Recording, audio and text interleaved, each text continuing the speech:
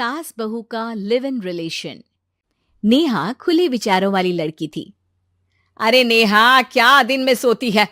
ससुराल में ऐसा नहीं चलेगा, वहां तो काम करना पड़ेगा। काम जितना काम होगा कर लूंगी माँ, पर अगर कोई ये कहे कि सारा आराम छोड़कर सिर्फ काम ही करना है तो ना भी ना, मुझे नहीं करनी शादी। अरे कैसी बात कर रही हो? अच्छा चलो जाकर नहा लो, मैं नाश्ता लगा देती हूँ, फिर तुम्हें कॉलेज भी तो जाना है। नेहा कॉलेज के लिए निकल जाती है। वो सोचने लगती है कि ससुराल में वो कैसे मैनेज करेगी। क्या हुआ नेहा, परेशान लग रही हो? अरे यार, तू तो मुझे जानती है ना, मुझे अपनी लाइफ बिल्कुल परफेक्ट चाहिए, लेकिन लग नहीं रहा लोग मानेंगे। यार, कहीं मेरी शादी ऐसे घर ना हो जाए जहां मेरी जिंदगी ही नरक हो जाए। अरे मैंने ना कल एक इंग्लिश फिल्म देखी थी, उसमें भी कुछ ऐसी ही समस्या थी हीरोइन की। अच्छा, तो फिर क्या किया उसने? उसने तो अपने होने वाले पति से साफ साफ कह दिया कि वो पहले उसके घर कुछ दिन तक बिना शादी के रह कर देखेगी, और अगर ठीक लगा तो ठीक, वरना तेरे मेरे रास्ते अलग। अरे हाँ यार, ये तो बिल्कुल सही आइडिया दे रही है तू मुझे। चल मैं तो चली, थैंक्स यार, तूने मेरी प्रॉब्लम सॉल्व कर दी।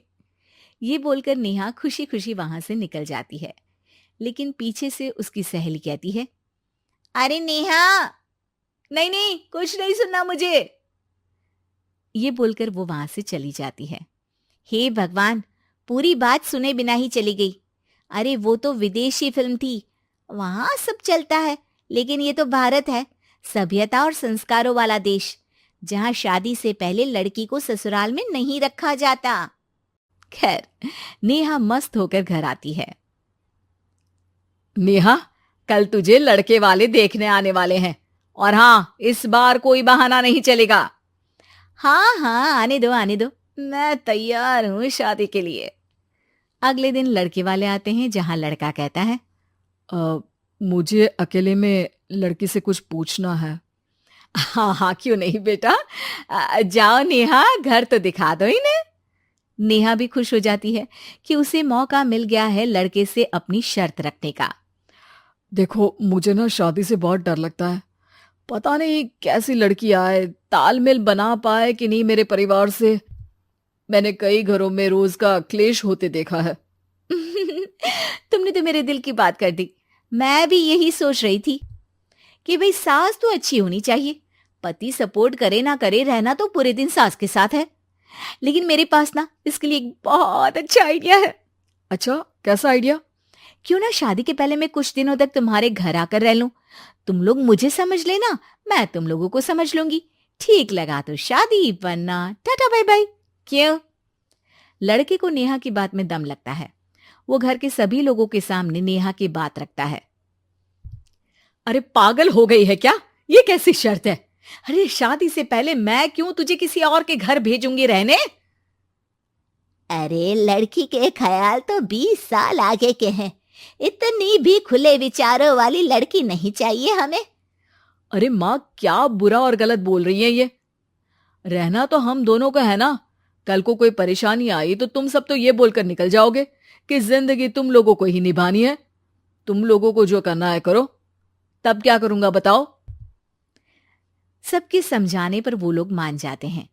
वाह, मैं 2-3 दिनों में पैकिंग कर लूंगी, तो आकर मुझे ले जाना। और नेहा पहुंच जाती है विशाल के घर। आओ आओ, ये रहा तुम्हारा कमरा। इस घर में तुम एज अ गेस्ट रहो, लेकिन माँ तुम्हें बहू की तरह ही ट्रीट करेंगी, और तुम भी उन्हें सास की तरह ही रखना। बस फिर क्या था, शुरू हो जाता है लिव इन सास बहू का ड्रामा। अरे चाय तो बना दे बहू। जी सासू माँ, अभी लाई। नेहा चाय लेकर आती है कि बस चाय लेकर आई हो, इसके साथ पकोड़े भी ले आती। लेकिन आपने तो बताया ही नहीं कि आपको चाय के साथ पकोड़े भी चाहिए। हाँ हाँ, अब तो पता चल गया ना। रात को खाना खाने के बाद नेहा किचन में खटर पटर कर रही होती है। क्या हो रहा है वहां नेहा? माँ जी, मैं ना रात को अदरक वाली चाय पीकर सोती हूँ, ये मेरी आदत है। अच्छा, तो जरा मेरे लिए भी बना देना। दोनों सास बहू रात को चाय पीती हैं। अगले दिन, नेहा, मैं मंदिर जा रही हूँ, मेरी साड़ी निकाल कर बेड पर रख दे। नेहा सास के लिए साड़ी निकाल कर रख देती है। वो देखती है कि उसके आने के बाद से सास ने घर का कोई भी काम करना छोड़ दिया है। यार मैं क्या करूं? ऐसा ससुराल तो मुझे नहीं चाहिए था जिसमें मैं ही सारा काम करूं। मैं तो ऐसा घर चाहती हूं जहां सास और बहू दोनों मिलकर किचन में काम करें। हे भगवान, रात को चाय पी ली, पेट में गैस बन गई, अब तो चला भी नहीं जा रहा है। मुझे तो ऐसी बहू चाहिए जो हेल्थ के प्रति कॉन्शियस हो, क्योंकि वो ठीक रहेगी तभी तो मैं ठीक रहूंगी।